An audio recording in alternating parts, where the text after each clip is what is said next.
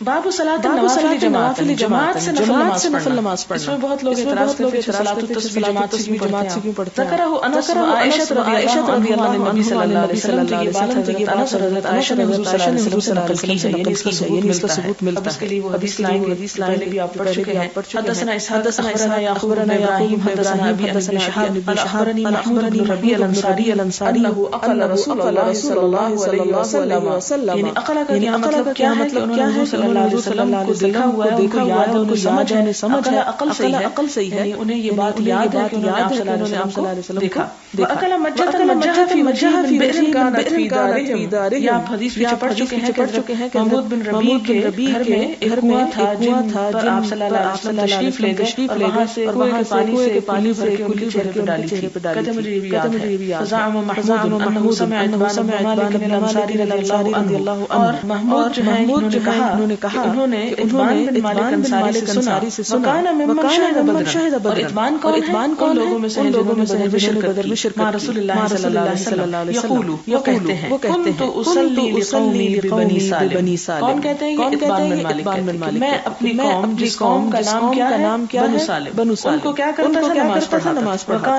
وكان يحول بينه وبين واد. اور میرے اور ان کے درمیان ایک وادی حائل ہو جاتی تھی اذا جاءت الامطار بارشیں برسنے لگتی. فيشق علي اجتيازه نالے کو پار کرنا اجتیاز یعنی عبور کرنا بڑا مشکل ہو جاتا. قبل مسجد ان کی مسجد تک پہنچنے کے لیے یا ان کی مسجد کے سامنے جو نالا تھا. فجئت رسول اللہ صلی اللہ علیہ وسلم تو میں حضور صلی اللہ علیہ وسلم کے پاس آیا. قلت له انی انکرت بصری، میری نگاہ کمزور ہو گئی. وان الوادی الذی بینی وبین قومی یسیل اذا جاءت الامطار. بارشیں ہوتی تو میرے درمیان جو نالا ہے بہ پڑتا. فیشق علی اجتیازه، تو مجھ پہ اس کو عبور کرنا بڑا مشکل ہو جاتا ہے. فوددت انک میں چاہتا ہوں کہ آپ تشریف لائیں. فتسلی من بیتی مکانا مسلح. آپ میرے گھر میں نماز پڑھیں جس جگہ میں نمازگاہ بنا لوں. یعنی ایک طرح سے مسجد چھوٹی سی اپنے گھر میں ہی بنا. فقال رسول اللہ صلی اللہ علیہ وسلم آپ نے وعدہ فرمایا کروں. فقضى علی رسول اللہ صلی اللہ علیہ وسلم. تو عثمان کہتے ہیں کہ میرے پاس صبح تشریف لائے آپ صلی اللہ علیہ وسلم رضی اللہ عنہ. بعد مشتد النهار، اس کے بعد دن شدید ہو گیا. دوسری روایت میں امتد کا لفظ آتا ہے. فاستأذن رسول اللہ صلی اللہ علیہ وسلم، آپ نے آنے کی اجازت مانگی. فأذنت له، میں نے آپ کو اجازت دی. فلم یجلس حتى قال، نہیں بیٹھے تھے کہ آپ نے فرمایا این تحب ان نصلی من بیتک، تم کس جگہ اپنے گھر میں چاہتے ہو کہ میں نماز پڑھوں. فأشرت له الى المكان الذي يحب ان يصلي فيه. فقام رسول الله صلی اللہ علیہ وسلم فكبر وصففنا وراءه فصلى ركعتين ثم سلمنا حين سلم فحبسته على خزير يسنه له. تو میں نے آپ کو روک لیا، حبس کر لیا، ایک کھانے پر جو آپ ہی کے لیے بنایا گیا. کہا جاتا ہے خزیر کو حلیم بھی بولتے ہیں. فسمع اهل الدار ان رسول اللہ صلی اللہ علیہ وسلم فی بیتی. یعنی لوگوں نے میرے گھر میں آپ صلی اللہ علیہ وسلم کے آنے کے بارے میں سن لیا. فصاب رجال، تو ان میں سے مرد آ گئے. کثر الرجال فی البیت، یہاں تک کہ گھر میں بہت سے لوگ جمع ہو گئے. فقال رجل منهم، ایک شخص نے ان میں سے کہا ما فعل مالک لا، کیا بات ہے کہ میں مالک بن دخشن کو نہیں دیکھتا. فقال رجل منهم، تو دوسرے نے ان میں سے کہا ذاک منافق، وہ تو منافق ہے. لا يحب الله ورسوله، اللہ رسول محبت نہیں کرتا، یعنی اگر کرتا ہوتا تو آج یہاں موجود ہوتا. فقال رسول اللہ صلی اللہ علیہ وسلم، آپ نے فرمایا ایسا نہ کرو. کیوں؟ لوگوں کے اندر پہ فتوے مت، لوگوں کی ظاہر پہ بات. اگر کسی عذر سے کوئی نہیں آ سکا تو اس کو منافق تو نہ. اب دیکھیں کہ کیسی تھی آپ صلی اللہ علیہ وسلم کی، اور ہم کیا کرنا شروع، بالکل اس کے الٹ. اللہ تعالیٰ لا الہ الا اللہ کہ تم نہیں دیکھتے کہ لا الہ الا اللہ پڑھتا ہے. یبتغی بذلک وجہ اللہ، اس سے اللہ کی رضا چاہتا ہے. فقال اللہ ورسولہ اعلم. تو اس شخص نے پھر بھی ریلکٹنٹلی کہا اللہ اور اس کا رسول بہتر جانتے ہیں، کیونکہ اس کے دل میں اس کے بارے میں بدگمانی بیٹھی. اما نحن فواللہ لا نرى حده ولا حدیثه الا المنافقین. اور ہم تو دیکھتے ہیں کہ اس کی محبت اور اس کی بات چیت منافقوں کے ساتھ ہی ہوتی ہے، یعنی وہ تو انہی کے ساتھ گھلتا ملتا. اور ہو سکتا ہے کہ وہ اصل مومن اور منافقوں کو سمجھانے کے لیے جاتا ہو. مثال کے طور پر اگر آپ کسی ایسے بازار میں چلے گئے، ریڈ لائٹ ایریا میں چلے گئے کسی کو تبلیغ کرنے، اور کوئی آپ کو وہاں سے نکلتے ہوئے دیکھے تو ہو سکتا ہے آپ کے بارے میں بہت بری رائے قائم کر، لیکن بھی اجازت نہیں کسی کے بارے میں بری رائے قائم کرنے کی. ہو سکتا ہے کہ کوئی شخص کسی برائی کے لیے نہ گیا ہو بلکہ کسی کو سمجھانے کے لیے. اور اس میں ہمیں واقعہ ملتا ہے میرے خیال میں حضرت مولانا عبدالعزیز کا جو صغیر میں ایک بہت بڑے عالم محدث گزرے، ان کا یا ان کے والد کا یا انہیں سے کسی کا کہ انہوں نے جا کر بازار میں تبلیغ کی اور بہت سی عورتیں مسلمان ہوئی، انہوں نے توبہ کی اور نیکی کے راستے پر آ گئی. تو ہم چونکہ بہت نیک لوگ ہیں، بہت پاکیزہ ہیں، اس لیے ایسے لوگوں سے نفرت کرتے ہیں، ان کو بتانے کی محسوس نہیں کرتے. تو انسان کو ہر جگہ پر پہنچنا چاہیے جہاں بھی موقع ہو. اگر اسے یہ ڈر نہ ہو میں بھی پھسل سکتا، اگر خدا نہ خواستہ ایسا کوئی خوف ہو تو پھر اوائڈ کرنا چاہیے. لیکن اگر ایمان کی سلامتی کے ساتھ نکل آنے کی کسی بھی جگہ، وہ سیری کی بات کسی بھی جگہ کہیں پر بھی، کیونکہ عموماً ہم سوچتے ہیں جائیں نہ جائیں کیوں جائیں. بعض اوقات ایسی جگہ ہوتی ہے جہاں آپ سمجھتے ہیں ہر چیز اسلام کے خلاف ہو، تو آپ سوچنے بیٹھ جاتے ہیں کیونکہ وہ اسلام کے خلاف نہیں جاؤں. نہیں، آپ اپنی نیت کو دیکھیں آپ وہاں کیوں جا رہے ہیں اور آپ کے جانے کا کیا غرض اور مقصد. اور اگر آپ کی نیت یہ ہے کہ آپ کسی کو اچھی بات بتا سکیں، ہو سکتا ہے کہ لوگ صرف آؤٹ آف جہالت ایسی باتیں کر رہے ہیں اور آپ ان کو دور سے بیٹھ کے فتوے لگائے جا رہے ہیں. دور سے بیٹھ کے تبصرے اور تنقیدیں کرنے کی بجائے اندر چلے جائیں اور جا کے اگر بتا سکے. اگر آپ کو مار کے باہر نکال تو مسکرا کے نکل آئے. اچھا جناب، آگے کیا ہے؟ قال رسول اللہ صلی اللہ علیہ وسلم فإن الله قد حرم على النار من قال لا الہ الا اللہ، کہ جس نے لا الہ الا اللہ پڑھا اللہ نے آگ حرام کر دی. یبتغی بذلک وجہ اللہ، شرط یہ ہے کہ وہ لا الہ الا اللہ سچے دل سے پڑھے. اور آپ دیکھیں کہ جو شخص سچے دل سے پڑھتا ہے تو وہ سچائی اس کے عمل میں ضرور آنے لگتی. یہ ہو نہیں سکتا کہ سچے دل سے پڑھے اور پھر وہ غافلوں کی زندگی بسر کر کے چلا جائے. قال محمود کہتے ہیں فحدثتها قوما، میں نے یہ حدیث جو ہے ایک بتائی قوم کو بتائی. ابو ایوب انصاری بھی تھے. یہ کون ہے؟ حضور صلی اللہ علیہ وسلم کی میزبانی کی، ان کے میزبان تھے.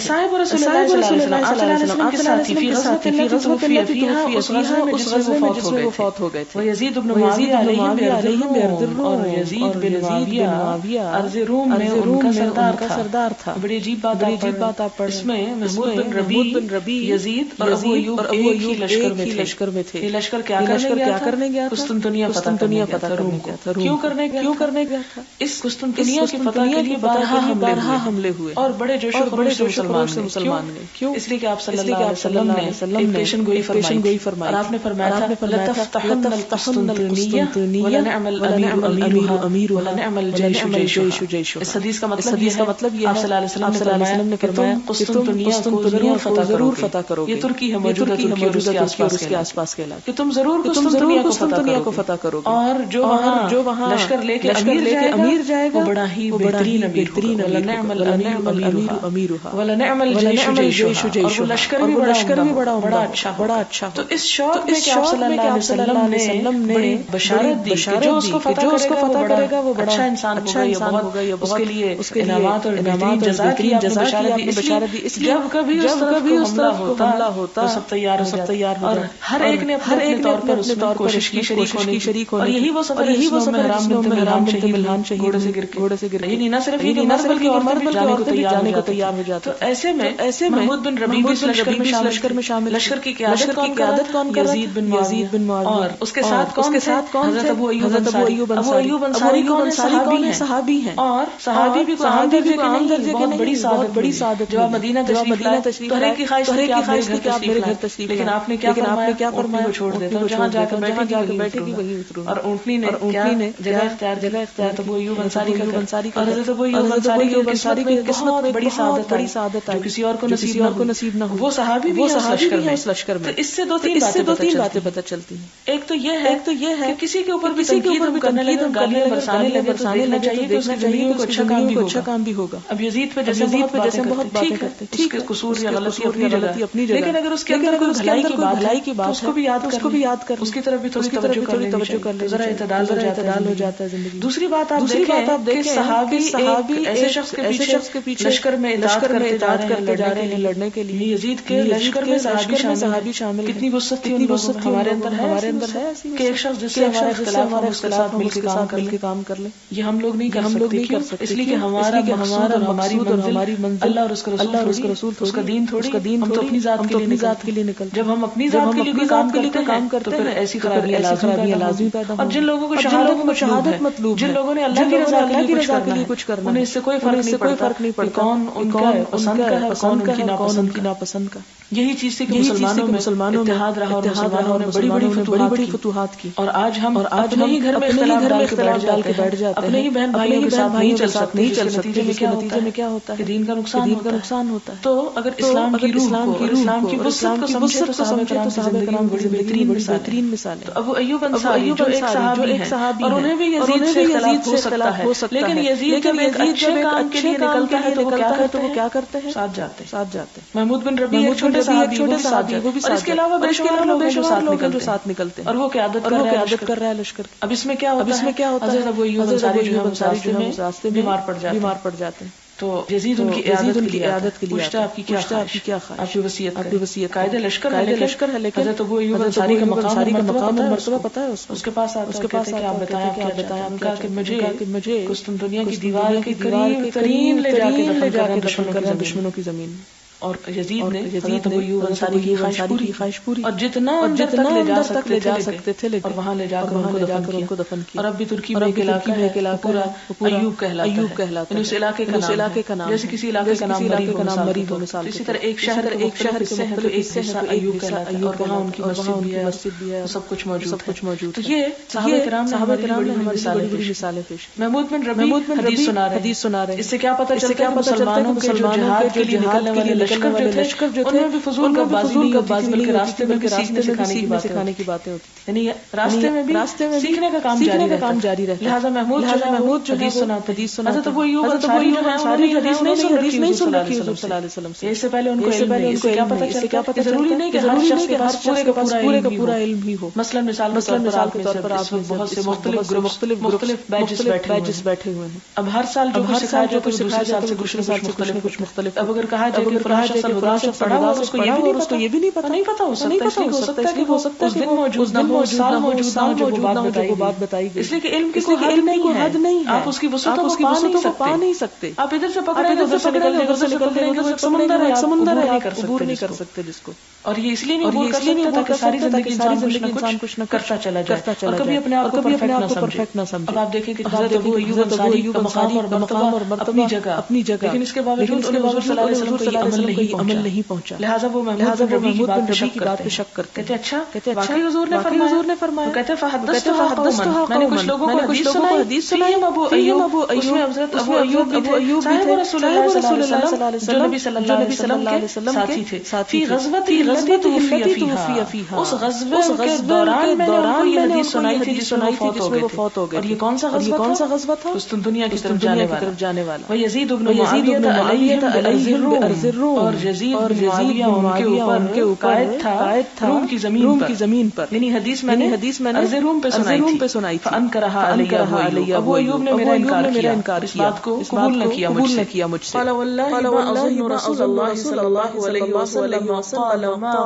قلت قط. کہتے میں نہیں سمجھتا کہ حضور صلی اللہ علیہ وسلم نے کوئی ایسی بات کبھی فرمائی. کون کہہ رہے ہیں؟ ابو ایوب. کس سے کہہ رہے ہیں؟ محمود سے, جو نے حدیث سنا رہے. فکبر ذلک علیہ, کہتے یہ بات مجھ میں بڑی گراں گزری, بہت بھاری ہوئی مجھ پہ. میں ایک حدیث سنا رہا ہوں, ابو ایوب جیسے بڑے بزرگ صحابی جو میری بات نہیں سن رہے. فجعلت للہ علیہ, تو میں نے اللہ کے لیے منت مانی. ان سلمنی, اگر تو مجھے سلامت رکھے, حتی اقفل کہ میں لوٹوں من غزوتی, اپنے اس غزوے سے, ان اسأل عنہا اتبان بن مالک رضی اللہ عنہ, میں پھر پوچھوں گا اتبان بن مالک سے اس کے بارے میں. حالانکہ اس سے پہلے وہ سن چکے تھے اور سنا رہے تھے, لیکن چونکہ انہوں نے شک کا اظہار کیا, لہذا یہ ان کو بڑی تکلیف ہوئی, اور انہوں نے کہا کہ اللہ اگر مجھے سلامت رکھے تو میں انشاءاللہ جا کے دوبارہ سنوں گا یہ حدیث. ان وجدتہ حیا, اگر میں نے اس کو زندہ پایا, کیونکہ اتبان بھی بوڑھے ہو چکے فی مسجد قوم, ان کی قوم کی مسجد میں. فقفلت, کہتے ہیں کہ میں واپس ہوا. فاحللت بحجۃ او بعمرۃ, واپس آ کے میں نے حج یا عمرے کی نیت. ثم سرت,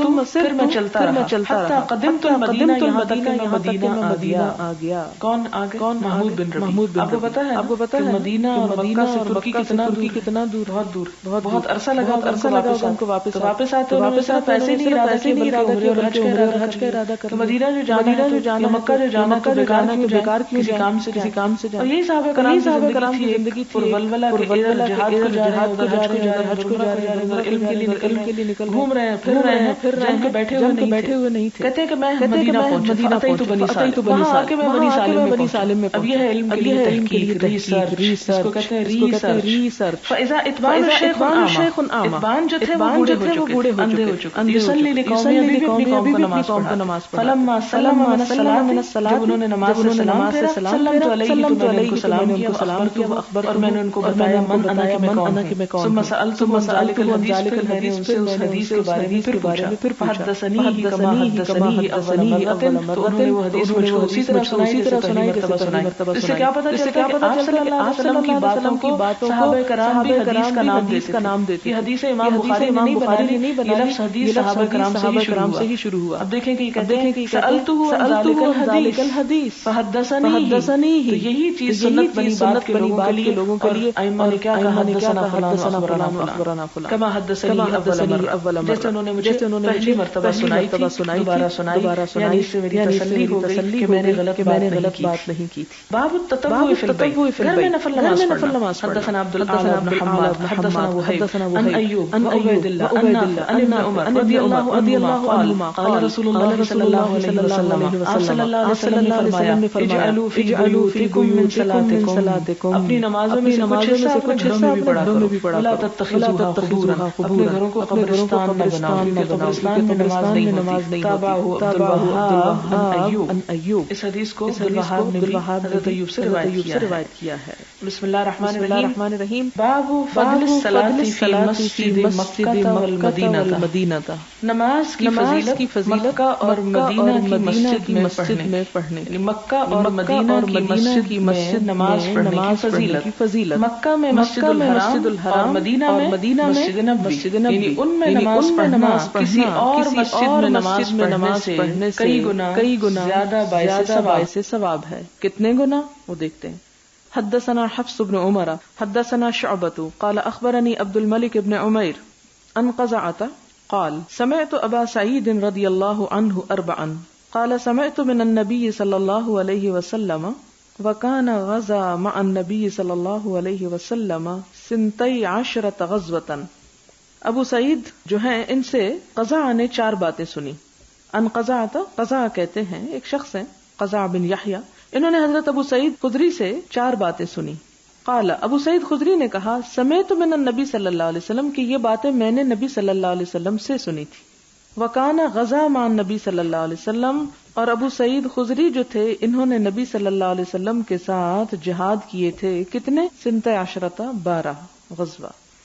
وحدثنا علی قال حدثنا سفیان عن الزہری عن سعید عن ابی ہریرہ رضی اللہ عنہ عن النبی صلی اللہ علیہ وسلم قال، دوسری روایت میں ہے آپ صلی اللہ علیہ وسلم نے فرمایا لا تشد الرحال، یعنی یہ ابو سعید خدری بھی ہیں اور ابو ہریرہ بھی.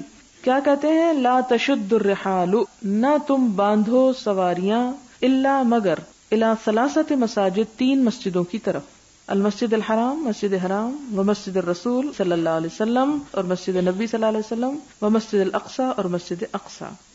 یعنی ان مسجدوں کی طرف بطور خاص سفر کر کے نماز پڑھنا جو ہے ایک افضل عبادت ہے. یعنی اس کے علاوہ اور مسجدوں کی طرف ثواب کا کام سمجھ کر وہاں جا کر نماز پڑھنے کا اہتمام کرنا جو ہے وہ ضروری نہیں. لیکن اگر کسی شخص کا مدینہ میں اور کوئی کام نہیں، کوئی بزنس نہیں، کچھ نہیں، لیکن یہاں سے وہ وہاں پیسے لگا کے جا رہا ہے صرف اس مسجد میں نماز پڑھنے کے لیے، تو اس کو ایسا کرنے کا ثواب ملے گا اور ایسا کرنا چاہیے. لیکن اگر مثال کے طور پر کوئی بادشاہی مسجد لاہور میں نماز پڑھنے کے لیے صرف یہاں سے جا رہا ہے تو اس کو ایسے کرنے کی تردد کی ضرورت نہیں. ہاں اگر کوئی اور کام ہے لاہور میں، اپنا بزنس ہے، کسی سے ملاقات ہے، اور ساتھ وہ مسجد بادشاہی میں چلا جاتا ہے تو ویل اینڈ گڈ. لیکن اگر کوئی یہ سمجھتا کہ بادشاہی مسجد میں جا کے نماز پڑھنا بھی اتنا ہی باعث ثواب ہے جتنا مسجد نبوی میں، تو یہ بات درست نہیں ہے. 3 مسجدیں جو ہیں ان کی طرف خاص طور پر سفر کر لینا چاہیے، اس کے علاوہ نہیں.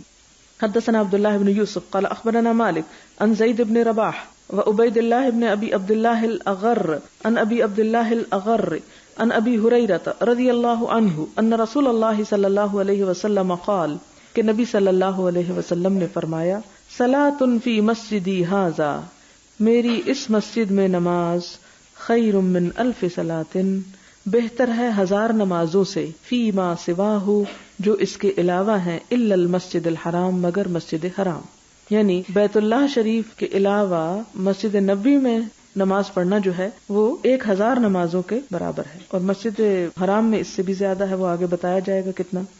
سوال ہے وضو کے بعد اگر وضو کے نفل پڑھنے ہوں تو کیا اعضاء کو خشک نہ کرنا زیادہ بہتر ہے؟ نہیں، اس میں بھی کوئی قید نہیں، دونوں طرح آپ پڑھ سکتے ہیں۔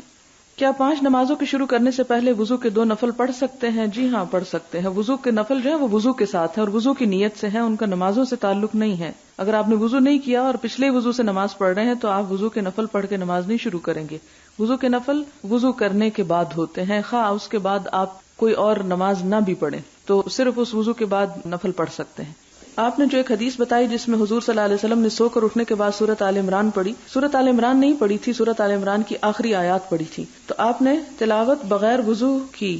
آپ نے ہمیں یہ بتایا، لیکن ہمیں احادیث سے معلوم ہوتا کہ رسول اللہ صلی اللہ علیہ وسلم کا دل نہیں سوتا تھا، تو ان دونوں کی تھوڑی وضاحت کریں۔ اس میں آپ دیکھیں کہ رات کو جب سوتا ہے انسان، اور آدھی رات یا جتنا بھی آپ سویا کرتے تھے، سو کر اٹھتے تھے تو ہمیشہ وضو کیا کرتے تھے، یعنی وہ دوسری بات ہے کہ آپ تہجد پڑھ کر تھوڑی دیر کے لیے ایسے ہی اپنے دائیں پہلو پہ لیٹ جاتے تھے فجر کی نماز پہ جانے سے پہلے، تو وہ ایک آپ کی واجبی سا آرام ہوتا تھا، لیکن باقی تمام حالتوں میں جب آپ سو کر اٹھتے تو اس پہ آپ وضو کرتے، اور اس حدیث خاص میں یہ آتا ہے کہ پھر یہ آیات پڑھنے کے بعد آپ نے وضو کیا، جس کا مطلب ہے کہ آپ کو وضو کی ضرورت تو تھی، لیکن وضو کے بغیر آپ نے ان آیات کو پڑھا۔ اگر ہم یہ مان لیں کہ آپ جب بھی آرام کرتے تھے تو آپ کا وضو نہیں جاتا تھا تو یہ بات درست نہیں ہوگی، اس طرح تو پھر آپ کو کبھی بھی وضو کرنے کی ضرورت نہ رہے۔ باب 733 میں جو دعا بتائی جا رہی ہے، کیا یہ تہجد کے وقت اٹھتے وقت کی دعا ہے یا صبح فجر کے وقت کی؟ آپ صلی اللہ علیہ وسلم تو چونکہ تہجد ہی کے وقت اٹھا کرتے تھے روزانہ، اس لیے آپ اسی وقت اس کو پڑھتے، لیکن جو لوگ تہجد کے وقت نہ بھی اٹھیں تو فجر کے وقت بھی اس کو پڑھنا منع نہیں ہے، فجر کے وقت بھی آپ پڑھ سکتے ہیں۔ بہت خوبصورت دعا ہے یہ۔ کیا فجر کی سنتیں فجر کی اذان ہونے سے پہلے ہی پڑھی جا سکتی ہیں؟ نہیں، اذان ہونے سے پہلے نہیں پڑھی جا سکتی۔ ہاں، اگر وقت داخل ہو چکا ہے اور آپ کی مسجد میں اذان دینا کوئی بھول گیا ہے تو پھر آپ پڑھ سکتے ہیں۔ مثلا تہجد کے نوافل ادا کرنے کے بعد ہی فجر کی سنتیں پڑھ لی جائیں، ایسا نہیں کیا جا سکتا، اور ابھی اذان نہ ہوئی ہو، نہیں، یہ نہیں ہو سکتا، اذان کے بعد ہی آپ پڑھیں گے۔ شاید ان کو یہ شبہ اس سے پڑا کہ آپ صلی اللہ علیہ وسلم تہجد پڑھتے، اس کے بعد پھر سنتیں پڑھتے اور اس کے بعد مؤذن اذان دیتا تو آپ جاتے۔ اس اذان سے مراد یہاں پر تکبیر ہے۔ دراصل فجر کی سنت میں سورۃ یاسین پڑھ سکتے ہیں، جی ہاں، قرآن پاک کا کوئی حصہ بھی پڑھ سکتے ہیں، لیکن فجر کی سنتیں ہلکی پڑھنا مسنون ہے۔ اگر آپ سنت کو فالو کرنا چاہتے ہیں تو آپ کو وہ مختصر پڑھنا ہوگی، کیونکہ سورۃ یاسین اگر آپ پڑھیں گے تو وہ طویل ہو جائیں گی، اس میں گناہ نہیں، لیکن جو سنت کا ثواب ہے وہ نہیں ملے گا۔ اور سنت کیا تھی کہ آپ صلی اللہ علیہ وسلم عموماً قل یا ایھا الکافرون اور دوسری میں قل ھو اللہ پڑھ لیا کرتے تھے، لیکن جو فرض نماز تھی وہ لمبی ہوتی تھی۔ اگر آپ کو سورۃ یاسین آتی ہے تو اسے فرض میں پڑھ لیں، جتنی زیادہ طویل کر سکے اتنا ہی بہتر ہے۔ سوال ہے، آپ نے کہا کہ استخارہ کی دعا کے بعد خواب دیکھنا ضروری نہیں اور اس کے بعد سونا بھی ضروری نہیں، کیا ہم نے جو استخارہ کروایا تو وہ غلط ہے؟ اس میں غلطی کی بات نہیں ہے، بات یہ ہے کہ استخارے کا مطلب کیا کہ ہم خیر کی دعا مانگے، اس کے بعد اللہ تعالیٰ کی طرف سے بہتری کی امید رکھے، پھر جس طرف دل مائل ہو وہ کام کر لیں۔ اگر دعا مانگ کے بھی دل میں بے چینی رہے کہ میرا خیال ہے کہ یہ کام ہمیں سوٹ نہیں کرتا، تو آپ وہ کام نہ کریں۔ اب آپ دیکھیں کہ اگر آپ کے دل میں یہ فیلنگ آ رہی کہ نہیں انشاءاللہ میری دعا قبول ہوگی اور میرا اس کام کے کرنے میں بہتری ہے تو کر لیں، تو انشاءاللہ وہ ایک اور روایت میں آتا ہے، یہاں نہیں کسی اور جگہ پر، کہ اللہ تعالیٰ سے مشورہ کرنے والا کبھی نامراد نہیں ہوتا، یعنی وہ بالآخر خیر ہی پاتا ہے۔ لہٰذا استخارہ جو ہے ہر دو صورت میں انسان کو فائدہ دیتا ہے، لیکن یہ جو ہمارے ہاں کچھ چیزیں ایڈ کر لی گئی تو ہمارا ایک عادت ہے کہ ہم حد پہ رکنے کو کم سمجھتے ہیں اور حد سے بڑھنا ہی اصل کام سمجھتے ہیں، لہٰذا ہر چیز میں ہم افراط و تفریط کا شکار ہیں، یا اگلی حد سے بڑھ جاتے ہیں یا پچھلی سے اندر رہ جاتے ہیں، یعنی لمٹ کو نہیں پہنچتے۔ ہمارا یہ حال ہے کہ نماز یا تو پڑھتے ہی نہیں، یا کچھ راتوں میں 100 نفل پڑھ لیتے ہیں، یا 400 بھی کچھ لوگ گنتی بتاتے ہیں کہ وہ پڑھ لیتے ہیں۔ تو یہ ہمارے دو افراط و تفریط پر مبنی پہلو ہیں۔ اسی طرح ساری زندگی میں یہ چیز بہت عام ہے ہمارے، جبکہ ہمیں امت کون سی بنایا گیا؟ تو امت وسط بنایا گیا تھا، معتدل امت بنایا گیا تھا۔ بہتر کام ہمارے کاموں میں کون سا قرار دیا گیا؟ خیر الامور اوسطھا۔ لیکن اللہ کرے کہ ہمیں توفیق ہو جائے اوسط پر آنے کی، یہاں پر یہ ہے کہ ہمارے ہاں پھر یہ سوچا گیا کہ اللہ تعالیٰ کی طرف سے ہمیں کوئی رہنمائی ملے، اس کے لیے ہم نے کیا سوچا کہ ہم کو خواب آئے، اور خواب کے لیے ضروری ہے کہ سویا جائے. ویسے بھی سونا ایک دل پسند کام ہے، لہٰذا سو جاتے ہیں اور پھر اس میں کوشش کرتے ہیں خواب نظر آئے. پھر خواب تو نہ بھی استخارہ کرے تو نظر آتے ہی رہتے ہیں، لہٰذا اس دن جو خواب آتا ہے اس کو ہم استخارے سے ایسوسیٹ کر لیتے ہیں. اچھی بات ہے، ہو سکتا ہے وہ اسی سلسلے میں ہی آیا. لیکن یہ تمام چیزیں ایسی ہیں کہ جن پر کوئی فائنلی بھروسہ نہیں آپ کر سکتے کہ خواب میں یہ آیا، لہٰذا اس کی وجہ سے وہ ایک اچھی فیلنگ ہو سکتی ہے اور وہی کافی ہے. خواب نہ بھی آئے تو پریشانی کی بات نہیں ہے. اور اس وقت تک استخارہ کیا جا سکتا ہے جب تک آپ کسی واضح نتیجے پر خود ڈیسیژن لینے کے قابل نہ ہو جائیں. یعنی استخارہ دراصل مدد کیا کرتا ہے؟ آپ کو ڈیسیژن لینے میں مدد کرتا ہے، اور اس میں بھی پھر انسان ہے نا، غلطی کا پھر امکان ہے، ہو سکتا ہے کہ وہ ڈیسیژن پھر غلط لے جائے. تو ایسی صورت میں استخارہ کی اصل روح کیا ہے؟ خیر کی دعا مانگنا کہ اللہ اس میں خیر کر دے. اور یہ بھی دوسری دعاؤں کی طرح ایک دعا ہے. ان دعاؤں میں بھی اللہ تعالیٰ بعض اوقات قبول کر لیتے ہیں اور بعض اوقات قبول نہیں کرتے. اور بعض اوقات چونکہ انسان کی اپنی خواہش ہوتی ہے کہ یہ بات ایسے ہی ہو جائے، ہم استخارہ کرتے ہیں تو اس میں کیا غالب آ جاتا ہے؟ ہماری اپنی خواہش نفس بعض اوقات غالب آ جاتی ہے، تو اسی قسم کا ہم کو خواب آنے لگتا ہے یا اسی قسم کی ہماری فیلنگ ہو جاتی ہے. بعد میں جب ہم نتیجہ دیکھتے ہیں تو الٹ نظر آتا ہے، تو ہم کہتے ہیں یہ خواب تو ہمارا بڑا اچھا تھا، نتیجہ ایسا کیوں ہے؟ ہم عام طور پہ رات کو کیا خواب دیکھتے ہیں؟ عموماً آپ دیکھیں کیا خواب ہوتے ہیں؟ وہی خواب ہوتے ہیں جو عموماً ہم سوچتے ہیں. کچھ چیزیں ہمارے شعور میں ہوتی ہیں، وہ خواب میں آ جاتی ہیں جو ہم نے دن میں کیا ہوتا ہے یا کل کرنے کا ارادہ کرتے ہیں. کچھ چیزیں ہمارے لاشعور میں ہوتی ہیں، کوئی اللہ تعالیٰ کا ذکر یا عبادت اور خیر اور بھلائی، تو اللہ تعالیٰ اس کی وجہ سے ہمیں اچھے خواب بعض اوقات کوئی دکھا دیتے. لیکن آپ دیکھیں کہ خواب ایسی چیز نہیں ہے کہ جس پر آپ بھروسہ کر کے شریعت کو بدل دیں یا شریعت کے کسی قانون کو تبدیل کر دیں. خواب نبوت کے 40ویں یا ایک روایت میں 70ویں حصے میں سے ایک حصہ ہے. یعنی مراد یہ ہے کہ اس کے ذریعے بھی انسان کو کچھ نہ کچھ بشارت یا کوئی رہنمائی مل جاتی ہے. لیکن خواب ایسا چیز نہیں کہ جس کے بارے میں کوئی یقینی طور پر آپ کو بتا دے کہ ہاں آپ نے یہ جو رہنمائی اس سے لی یہ بالکل درست بات ہے. اس لیے اصل کنسنٹریشن جس چیز پر آپ کی ہونی چاہیے وہ یہ کہ اس دعا میں، اس عبادت میں جس میں وہ نفل آپ پڑھ رہے ہیں، اس میں زیادہ سے زیادہ خشوع و خضوع ہو، یکسوئی ہو، اللہ تعالیٰ کے آگے عاجزی اور زاری ہو، اور مکمل کنسنٹریشن کے ساتھ آپ دعا کریں. یہی استخارہ کی اصل روح ہے. پھر اسی طرح نے لکھا کہ ہم نے 2-3 لوگوں سے ایک کام میں استخارہ کرایا اور اس میں ہاں آ گئی. تو اب یہ وہم ہے کہ وہ کس قسم کی ہاں ہے، اس سے استخارہ پر اثر تو نہیں پڑتا. یہ سب باتیں جو ہے یہ ہمارے توہمات سے تعلق رکھتی ہیں. اصل بات یہ کہ اللہ تعالیٰ سے بھلائی کی زیادہ سے زیادہ دعا مانگے اور پھر اس کام کو وَإِذَا عَزَمْتَ فَتَوَكَّلْ عَلَى اللَّهِ، جب عزم کر لیں، ارادہ کر لیں کہ یہ کرنا ہے، پھر اس کے بعد اللہ پر مکمل بھروسہ کریں. پھر یہ نہ سوچیں کاش میں وہ کرتی تو اچھا ہوتا، کاش وہ ہوتا تو زیادہ بہتر تھا. اسی لیے کہا گیا کہ لو یا کاش جو یہ شیطان کی طرف سے ہے اور وہ اس کا دروازہ کھول دیتا ہے. تو انسان کی زندگی میں وہ پھر اسٹیبلٹی نہیں آتی، وہ ادھر ادھر لٹکتا رہتا ہے، استقامت نہیں آتی جو دین کے کاموں میں یا خیر اور بھلائی کے کاموں میں انسان کو ضروری ہوتی ہے.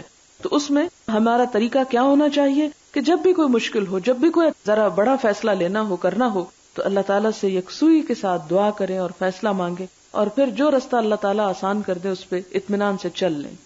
استخارہ کتنا آفن کیا جا سکتا ہے؟ کیا ہر چھوٹے بڑے کام کے لیے استخارہ کرنا چاہیے؟ نہیں، ہر چھوٹے بڑے کام کے لیے نہیں. اس میں اہم فیصلے، کیونکہ اس حدیث کے اندر آتا ہے جو استخارے کی دعا ہے، فی ھذا الامر کا لفظ ہے. تو امر کیا ہوتا ہے؟ اہم معاملہ. مثلاً آپ کو بھوک لگی ہے اور آپ یہ نہیں کر سکتے کہ میں پہلے استخارہ کر لوں کہ مجھے گوشت کھانا چاہیے یا دال کھانی چاہیے. آپ یہ دیکھیں کہ آپ کو کیا چیز سوٹ کرتی ہے یا آپ کی حیثیت استطاعت میں کیا ہے. یہ عام طور پر بڑے بڑے کام، جیسے آپ سفر کرنا چاہتے ہیں، آپ شادی کرنا چاہتے ہیں، آپ کوئی تجارت کرنا چاہتے ہیں، بزنس کرنا چاہتے ہیں، آپ کوئی بہت بڑا ایسا ڈیسیژن لینا چاہتے ہیں کہ جس میں بہت سارے لوگوں کی مصلحت جو ہے اس کا معاملہ ہے، تو اس میں آپ استخارہ کریں گے، لیکن ہر قدم پہ نہیں. دعا استخارہ میں حاضل امر کی جگہ اپنے کام کا نام لینا چاہیے، صرف خیال کر لینا کافی ہے. اس میں بھی دونوں اجازتیں ہیں، نام منہ سے بھی بول کے لے سکتے ہیں اور خیال بھی کر سکتے ہیں. نماز استخارہ پڑھ کر جو خیال دل میں جم جائے، کیا اس پر عمل کرنا ضروری ہے یا نہیں؟ اگر اس پر عمل نہ کیا جائے تو اس کا کوئی گناہ تو نہیں. اگر آپ نے عمل نہیں کرنا تو پھر آپ نے استخارہ کس لیے کیا ہے؟ پھر استخارہ ہی نہ کریں. اگر آپ کی نیت پہلے ہی کھوٹی ہے اور اپنی مرضی کرنی ہے آپ کو، تو پھر آپ استخارہ کی تکلف نہ فرمائیں اور جو بھی نتیجہ نکلے اس کو بھگتیں. کیا تحیت المسجد کے نفل واجب ہیں؟ نہیں، واجب نہیں ہے، مسنون ہے، نفل ہے. نفل تو نفل ہوتے ہیں، نفل ویسے بھی واجب نہیں ہوتے، چاہے کوئی بھی نفل ہو. دوسرا سوال ہے، کیا یہ نفل ہر مسجد میں جا کر پڑھے جائیں یا کسی خاص مسجد کے لیے مخصوص ہیں؟ ہر مسجد کے لیے ہیں، کیونکہ یہ مسجد کے نفل ہیں، کسی خاص مسجد کے نہیں ہیں. اگلا سوال ہے کہ یہ بتائیے کہ نفل 2 کر کے ادا کرنے چاہیے یا پھر 4 کر کے؟ میری سمجھ میں تب تک یہ تمام احادیث پڑھ کر یہ بات آئی کہ 2 نفل پڑھنا زیادہ افضل ہے. جی ہاں، آپ کی سمجھ درست ہے، زیادہ بہتر ہے 2 کر کے پڑھنا، اور خصوصاً رات کے نوافل جو ہیں. اور یہ ایک حدیث انہوں نے کوٹ کی جس میں یہ حضرت عائشہ کہتی ہیں کہ آپ نے 4 نفل پڑھے، پھر 4 پڑھے اور پھر 3 پڑھے. تو اس سے پتہ یہ چلتا ہے کہ 4 کے بعد یوں محسوس ہوتا ہے جیسے آپ نے تھوڑا وقفہ کیا، اور پھر آپ نے 4 پڑھ کے تھوڑا وقفہ کیا، اور پھر اس کے بعد وتر پڑھے. تو اس سے یہ لازمی طور پر ثابت نہیں ہو رہی بات کہ آپ نے ایک ہی سلام کے ساتھ 4 رکعتیں پڑھی ہوں، جبکہ آپ صلی اللہ علیہ وسلم کا بارہا فرمانا یہ ہے کہ صلاۃ اللیل مثنا مثنا، کہ رات کی نماز جو ہے وہ 2 رکعتیں ہیں. نفل اور سنت غیر مؤکدہ میں کیا فرق ہے؟ سنت غیر مؤکدہ سے مراد وہ نوافل جو آپ صلی اللہ علیہ وسلم نے کبھی کبھار ادا کیے لیکن مستقل نہیں، مگر ہمارے جو عام نوافل ہیں جو کسی بھی وقت ادا کر سکتے ہیں ان کو ہم صرف نفل بولیں گے، سنت غیر مؤکدہ نہیں بولیں گے. کچھ لوگ کہتے ہیں کہ اشراق اور چاشت کی نمازیں ایک ہی ہیں. جی ہاں، اصل میں اشراق عربی کا لفظ ہے اور چاشت جو ہے یہ فارسی کا لفظ ہے، اور اشراق کے ساتھ جو دوسرا لفظ استعمال ہوتا ہے وہ ضحیٰ ہے. اس میں آپ نے جتنی بھی احادیث اس سلسلے کی پڑھی اس میں آپ دیکھ رہے ہیں کہ سورج کے طلوع ہونے کے بعد، بلند ہونے کے بعد زوال تک کے درمیان کسی بھی وقت میں یہ نماز پڑھی گئی. اس لیے اس کو الگ الگ طور پر بانٹنے کا تکلف کرنے کی ضرورت نہیں ہے. کئی نمازوں کی کتاب میں پڑھا کہ نماز اوابین مغرب کی نماز کے بعد ادا کی جاتی ہے. پچھلے دنوں ایک حدیث نظر سے گزری کہ نماز چاشت، اشراق اور اوابین تینوں ایک ہی نماز کے نام ہیں. ان میں سے کون سی بات درست ہے؟ یہی جو حدیث میں آئی ہے، یہ حقیقتاً ایک ہی نماز کی، یعنی اصل میں نوافل کے مختلف نام ہیں، اور اس میں شرط نہیں ہے کہ اوابین مغرب ہی کے بعد ہو، اس کی کوئی دلیل نہیں ہے. اگلا سوال ہے کہ باب حدیث 1103 اور 1110 سے پتہ چلتا ہے کہ آپ صلی اللہ علیہ وسلم نے 2 رکعت سنت ظہر کی نماز سے پہلے، 2 رکعت سنت ظہر سے بعد میں ادا کی. اور پھر حدیث 1111 میں ہے کہ آپ نے ظہر سے پہلے 4 رکعت سنت ادا کیے. اس کی وضاحت کر دیجئے، کیونکہ میں تو 4 رکعت سنت ظہر سے پہلے اور 2 بعد میں ادا کرتی ہوں. آئندہ کیا کرنا ہوگا؟ آئندہ بھی یہی کرتی رہیں، اور اگر کبھی وقت کم ہو تو 2 پڑھ لیں. اور یہ ہے کہ یا کبھی تھکاوٹ ہو تو بجائے اس کے کہ کچھ بھی نہ پڑھیں تو اس سے بہتر ہے کہ 2 پڑھ لیں. تو اس میں یہ کہ وسعت ہے، رخصت ہے، اجازت ہے، دونوں چیزوں کا آپ صلی اللہ علیہ وسلم سے ثبوت ملتا ہے. لہٰذا سنت کی پیروی میں اگر ان میں سے کوئی ایک طریقہ آپ اختیار کرتی ہیں تو وہ آپ کے لیے فائدہ مند ہے. آپ صلی اللہ علیہ وسلم نے اپنے چچا عباس کو صلاۃ التسبیح کی بہت تلقین کی. اس سلسلے میں احادیث کون سے باب میں ہم پڑھ سکتے ہیں؟ کیونکہ اکثر اس بات کو نہیں مانتے کہ صلاۃ التسبیح سنت سے ثابت ہے.